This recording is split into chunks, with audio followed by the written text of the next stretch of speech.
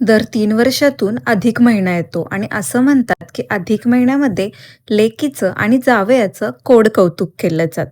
अगदी 2 महिन्यांनी माहेरी जायचा योग आला होता आणि जसं घराच्या रस्त्याला लागले तसा मनामध्ये एकच विचार येत होता.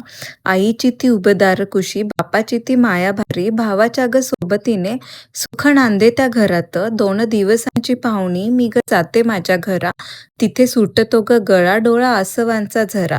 लाख मिळे सासरी ग सोन्या नाण्याची खाणं, पण माहेरच्या मातीला नाही कशाचीच वानं, नाही कशाचीच वानं. तर आमचा हा पहिला अधिक मास होता आणि घरात सगळ्यांनी खूप छान डेकोरेशन वगैरे केलं होतं, जे की मला खूप जास्त आवडलं.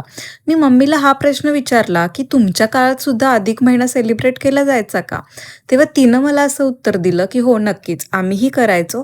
फक्त तुमच्यासारखं एवढं डेकोरेशन, फोटोज, व्हिडिओज नाही काढायचो. पण आम्ही सुद्धा दर 3 वर्षांनी अधिक महिना साजरा करायचो. मग कुठेतरी मनात विचार आला, आजकाल फक्त आपण दिखाव्यासाठी सुद्धा काही गोष्टी करतो की काय, काय माहिती.